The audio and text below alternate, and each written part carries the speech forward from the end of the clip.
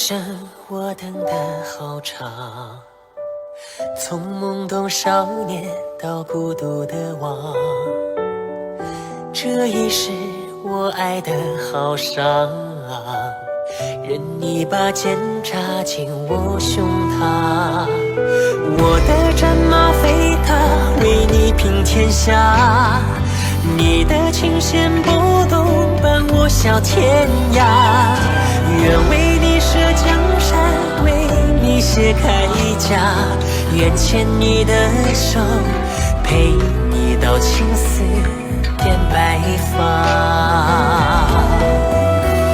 那孤傲的背影掩不住金色的泪，芳香的一吻止不住风干的泪，不羁的岁月诉不完思念如水，自问来时路走不尽爱的轮回，伤满天落花，笑颜相随。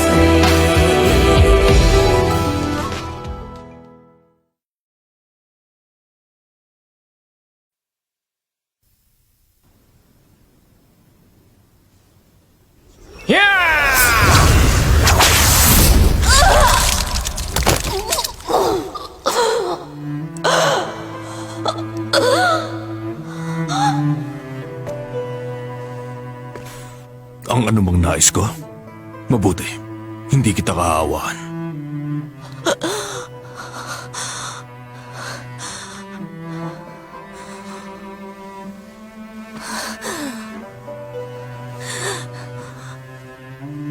Salamat po, kamahalan.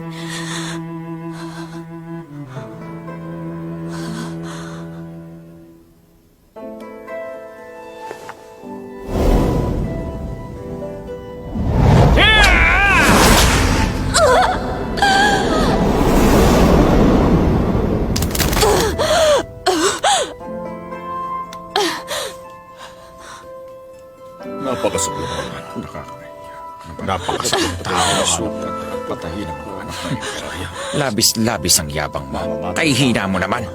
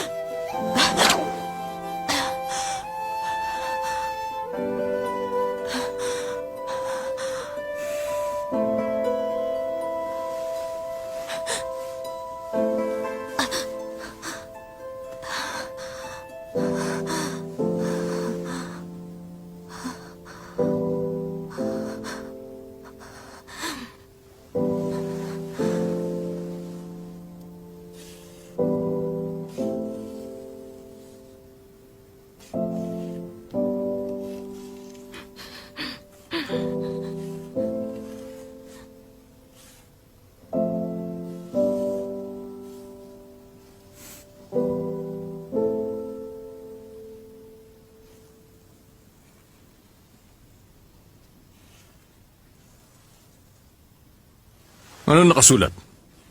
Basahin!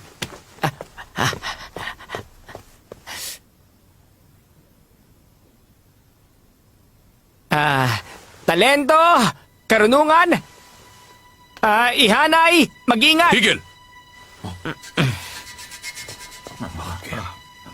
Bakit yun ang nakasulat? Kamahalan.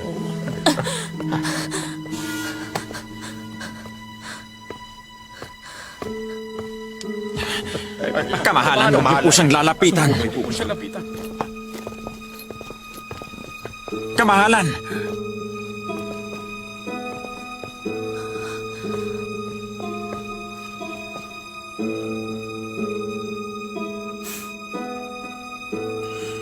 Yan ba ang panghukbong aklat ni Maquisio?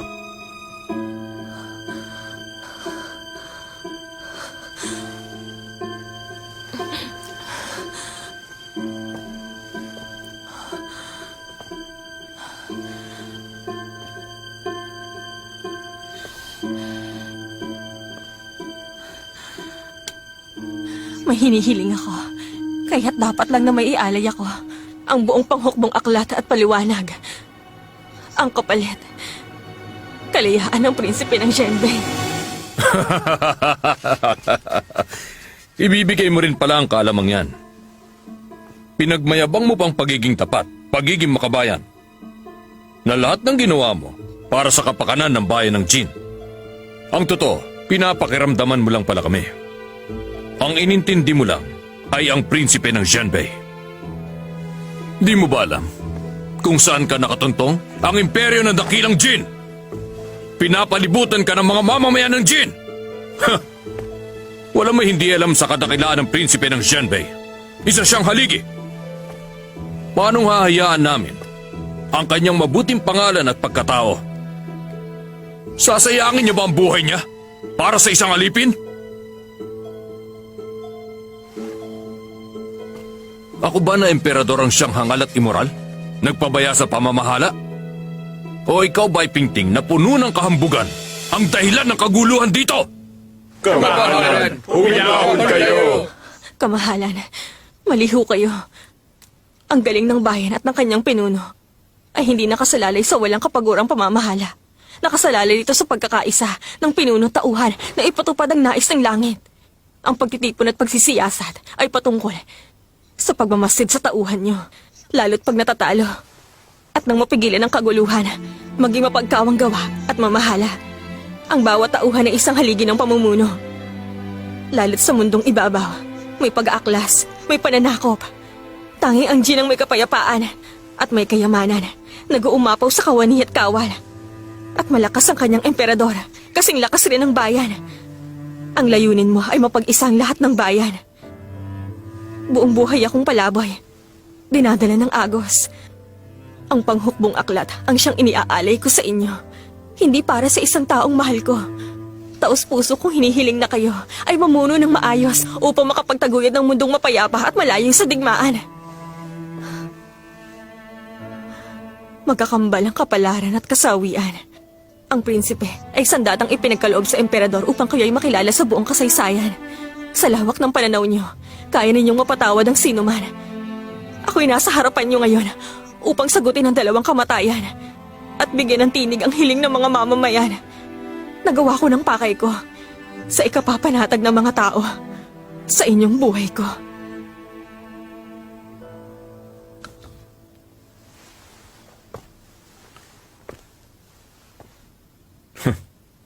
Nabighani sa iyo ang prinsipe.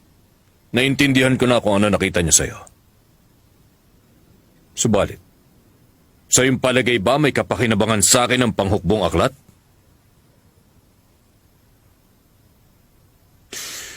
Ipinagyayabang mo ang talino mo. Ngunit, nagkakamali ka sa isang bagay. Nagkulang ka sa pagtansya sa akin. Ang tanong, bakit ko ipapapatay ang prinsipe? Ang nais kong ipapatay ay hindi siya, kundi ikaw! Ikaw na sinasabing nagdala ng kapayapaan. Ikaw na nang hikayat kay Chu Beiji at naging mas makapangyarihan. Hindi ang prinsipe ng Zhenbei ang nangaagaw ng trono. Ang salarin ay ikaw!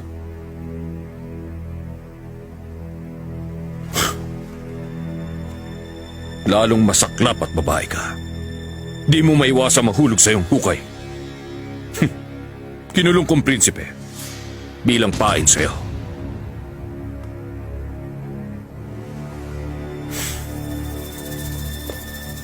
Dahil hinihiling mo'y kamatayan, magaling, pagbibigyan kita. Salamat, emperador. Ang hiling ko'y mapagbibigyan. Kung pagbibigyan kita, dapat pagbigyan mo rin ako. Ang prinsipe ang siyang papatay sa iyo.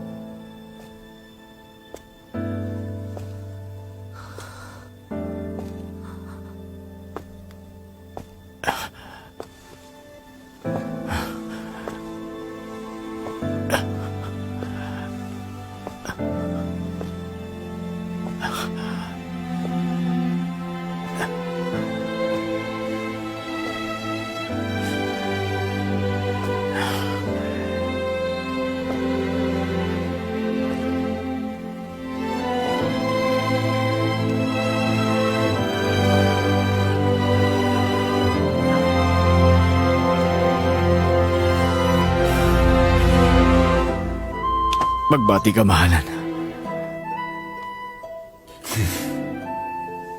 Tumayo ka.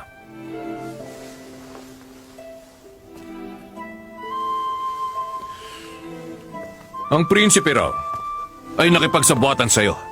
Nalasunin ang mga anak ko at makamkam ang aking trono. Ang totoo, walang bahid ang katapatan ng prinsipe. Bagay na di ko paniniwalaan. Prinsipe, siya ang pumatay sa mga anak ko. Tiyak na mabilis kang parurusahan ng mahal na prinsipe. Patayin mo siya!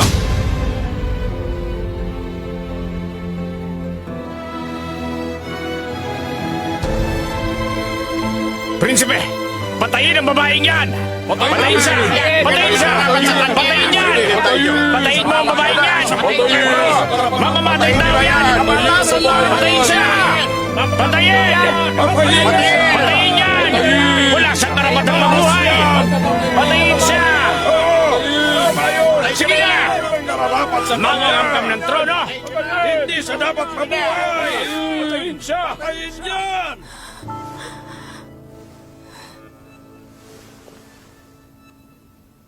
Ito na ang huling pagkakataon mong magdahilan. Ikaw ba ang gumawa ng lason? Oo. Ang dahilan ng pagkatalo namin sa liyang? Ikaw rin ba? Oo. Ikaw ba nag-utos na lasunin ang dalawang prinsipe?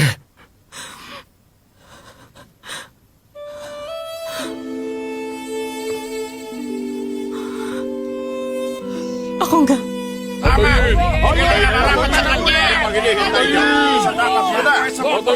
Patayin siya! Napakasama niya tao! Patayin siya! Patayin! Patayin! Mamamatay tao! Nagpunta ka rito upang mamatay.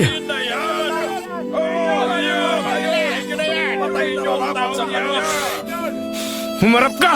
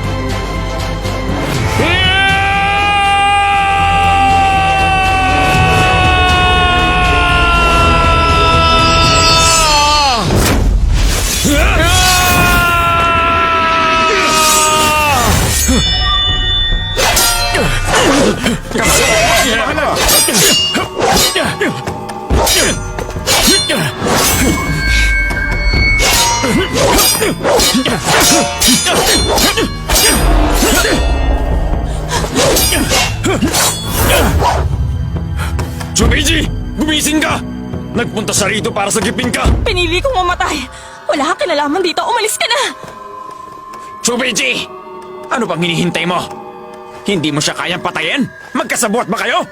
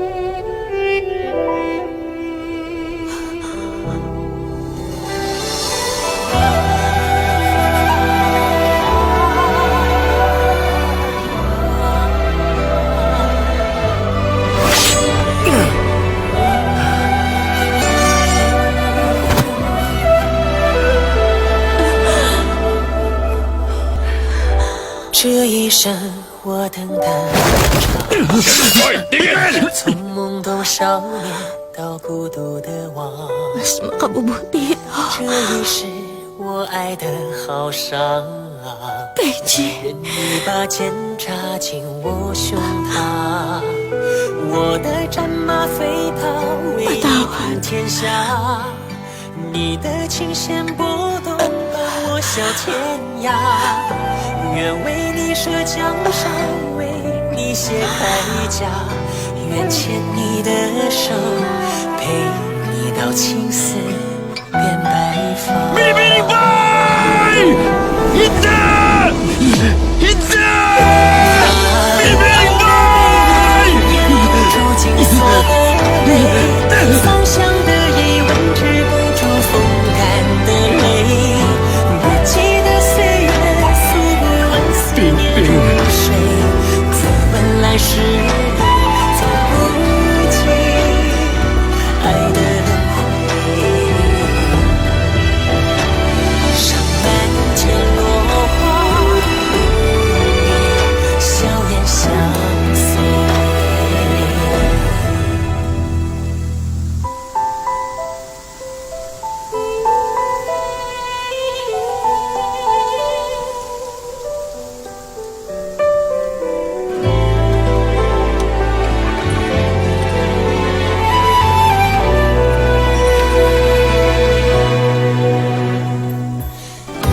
这一生我等得好长，从懵懂少年到孤独的我，这一世我爱得好伤啊！任你把剑插进我胸膛，我的战马飞踏，为你平天下。你的琴弦拨动，伴我笑天涯。愿为你舍江山，为你卸铠甲。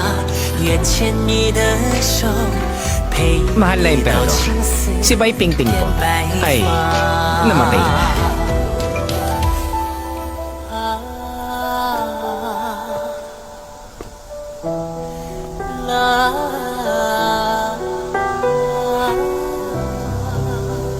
Mga mamamayan, pinatay ng prinsipe ng Zhenbei ang pumatay sa aking mga anak. Ngayon, naialay na ang dugo ng pumatay sa kanila. Ang kaluluwa ng mga anak ko ay matatahimik na sa wakas. Dahil sa kabutihan ng prinsipe, tatandaan ko ito. May gantimpala ka, pagbabang luksa. Mahal na Emperador, may isa pang naghimagsik. Anong gagawin sa kanya?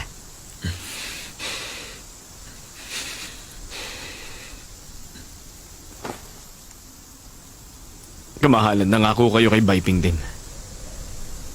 Kung siya'y mamamatay rito, ibabalik ang bangkay sa bayan niya. Nagsusumamo akong pakawalan siya. Nagpunta siya upang iligtas ang isang kaibigan. Magiting siya. Hayaan niyong ihatid niya ang bangkay ni Bai Pingting at ang mamamayan ay ikagagalak ang katapatan ninyo. Pupurihin kayo sa lawak ng pag-iisip at ng inyong damdamin. Ipagkaloob niyo sana. Kamahalan, kahina-hinala. Sa itsura pa lang niya, halatang nagmula siya sa kanluran. Hindi dapat pakawalan ng mandirigmang ito. Ngayon, naipagiganti ko na ang dalawang anak ko. Wala na akong kukuning buhay. Singputi ng Niebe, kasalanay na patawad. Salamat, kamahalan.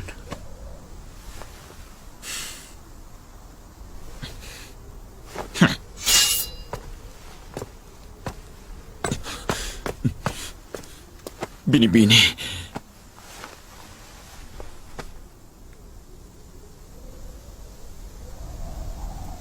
Pakaingatan mo siya.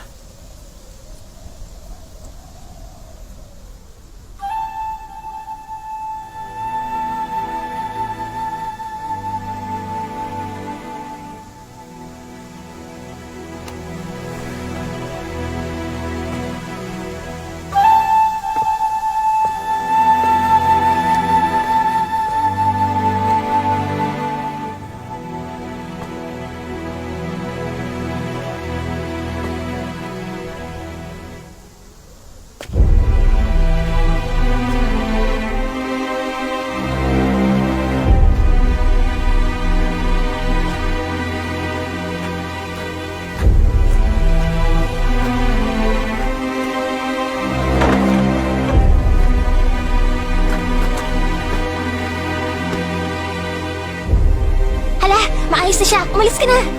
Hoy! Saan mo siya dadalhin? Mabubuhay mo ba siya? Pag nabuhay siya, magkikita pa kayo. Kung sakaling hindi naman, sa susunod na taon, ipagsindi mo siya ng insenso. Kung... Halika na! Ha!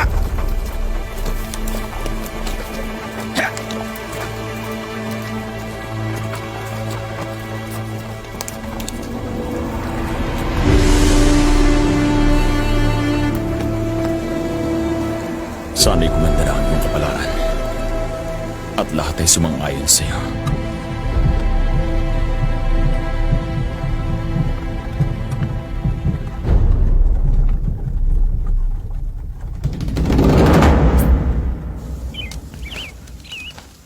Kamahalan, may sakit daw ang mga yan.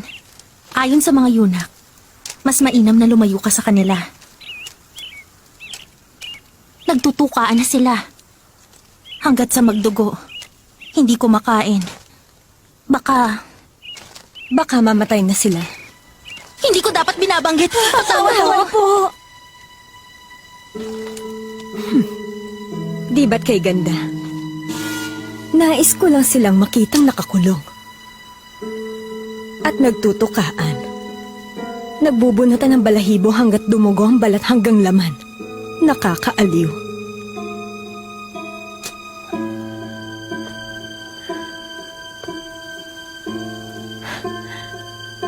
Sa taglamig, nagtutukaan ng balahibo.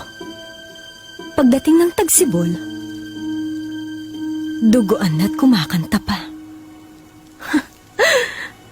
Maging giliw sa kagipitan.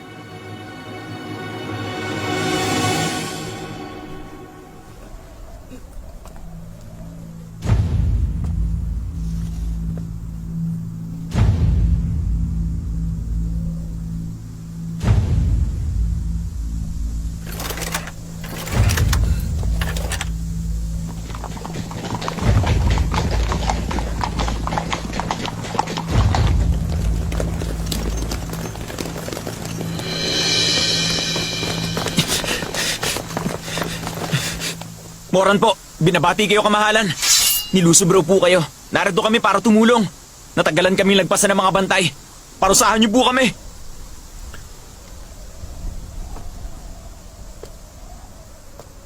General Moran, kasalanan na bang katapatan? Pabuya at hindi parusa. Tapos na ang asuntong ito. Atras! Atras!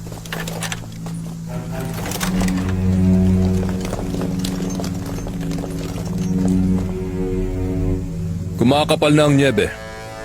Walang pagpupulong. Ang libing ay nalalapit na. Ito ang paghandaan nyo. Abo!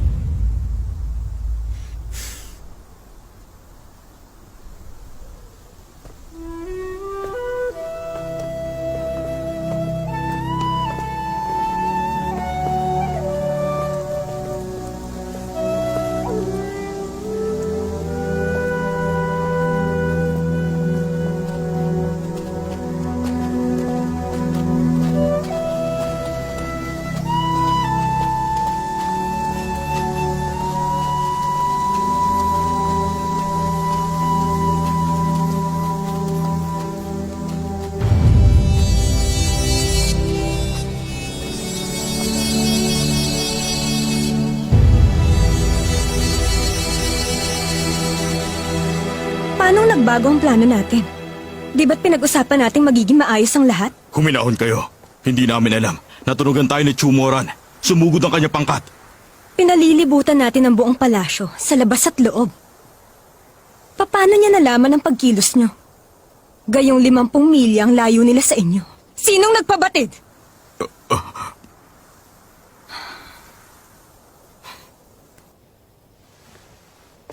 Ang ama ko. Ang punong ministro ay nasa kagawaran. Naghahanda para sa libing bukas. Inatasan ako maghatid ng balita. Ang sabi niya, habaan ng PC. At pag-usapan ng sunod na pagkilos.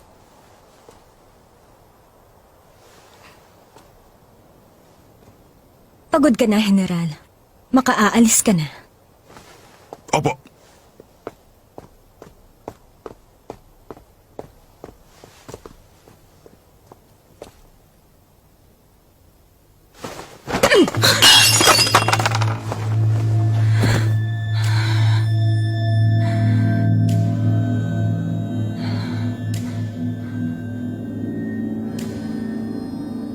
Dumating na ang pangalawang kahon ng eliksir. Mauubos na ito ng mangmang na emperador. Pahina na ng pahina sa bawat araw. Patay ng mga prinsipe. Di kalaunan, susunod na siya. Nababagabag kayo. Ang tanging nagpapaligaya sa akin ay si Chu Beiji. Nitong nakaraan, naging malaking pasakit sa kanya si Bai Pingting. Ang hangal na emperador, nais pa siyang patayin. Hanggat walang malinaw na katunayan, ang emperador maaaring hindi maniwala na sangkot si Chu Beiji sa pagkamatay ng mga prinsipe. Anong ginagawa mo, Ama? Sa ganitong panahon, dapat ginagatungan mo ang apoy. Puno ng dapog, gagatungan ko pa. Kukulapulin tayo ng usok. Mapaiisip ang iba. Ngunit, bakit hindi natin sila lalong paikutin ang paikutin hanggang sa ang mga kasangkot sa asunto, sabay-sabay, malalamon ang apoy.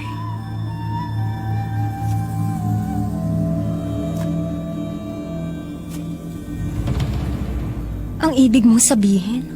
Hanggat maniniwala si Chu Beiji na inutos ng haring itigil ang mga kawal niya sa labas ng kaharian ng Jin, may kakalat natin ang balita at mapapapain si Bai Pingting. Kapag hindi pumayag si Chu Beiji na patayin si Bai Pingting sa harap ng madla, pagkakataon na nating patayin ang dalawang magkasabwat na yon. At ang emperador ay mapagigit na sa labanan at matatamaan din ng pana. Paano kung si Chu Beiji pinatay nga si Bai Pingting? Kakailanganin nating tiyakin na ang lahat ng kawani sa imperyo ay nasa panig natin.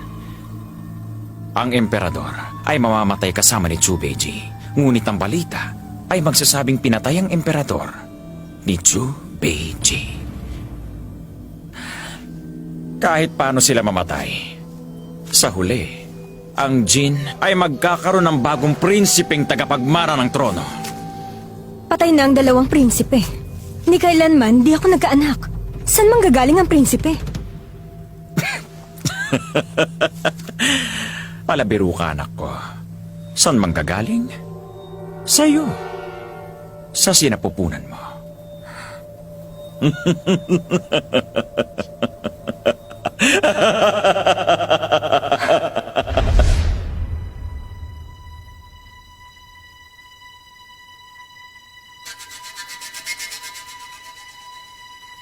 Ano ng kalagayan ng emperatrice? Patawad ka, mahalan. Hindi po ako napapadpad sa iyong yan. Hindi ko po alam ang kalagayan ng Imperatrice. Pupuntahan ko po ngayon. Wag na.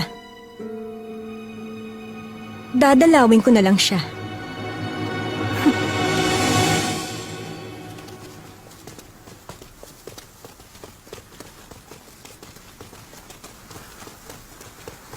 Hinto na!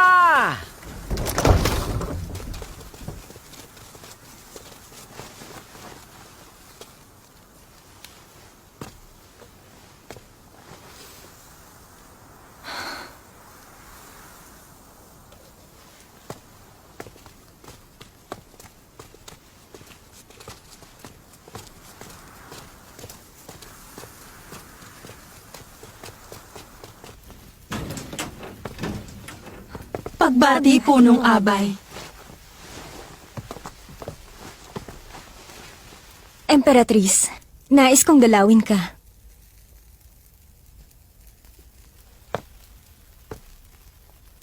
Narito ka.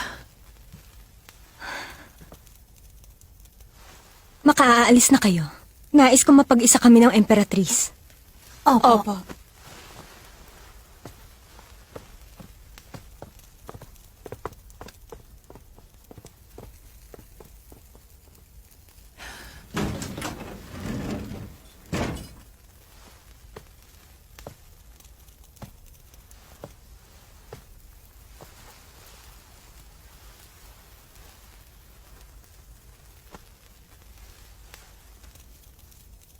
Tingnan mo nga. Namayat ka ng husto. Kay sakit makita.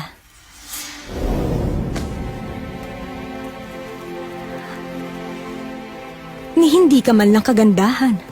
Mukha ka lang marikit at mayumi. Kay sakit na sa matang makita ka. Kaya ang emperador tuwing gabi sa akin tumatabi. Anong nais mo iparating? Ang mga pagkukulang ko, hindi ko nabigyan ng anak ang emperador. Nahihiya ako. Lalo't namatay na ang 2 prinsipe. Walang magmamana sa trono ng Jin. Wala kayong magawa. Kahit na nais mo magkaroon pa ng isang anak.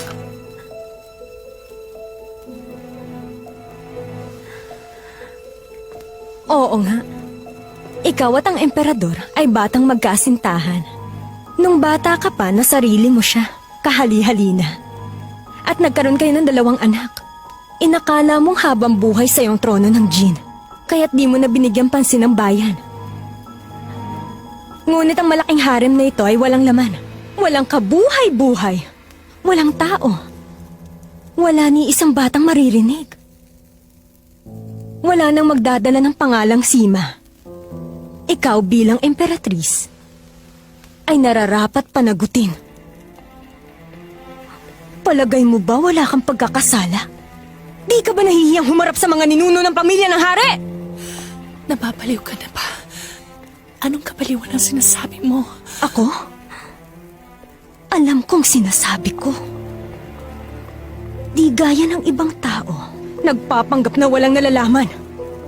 Ano ba yung tinutukoy mo? Palagay mo ba hindi ko alam? Kinaladkad niyo ako sa lugar na to noong bata pa ako dahil lamang kawani ang ama ko sa imperyo. Ang buong buhay ko ay kasangkapan lang sa paghahabol mo sa kapangyarihan. Pinigilan mo akong magmahal. Tinapon mo ang karapatan ko na magkaroon ng sariling asawa.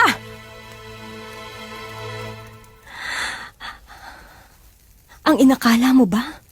Kahali-hali nang naging buhay ko bilang punong abay? Ang makulong sa 4 na sulok ng harem. Niyayapos ang matandang emperador na kahit magngiti ko'y pilit. Habang ang lalaking mahal na mahal ko, kinailangan kong bigyang galang at tawagin siyang prinsipe ng Genbe.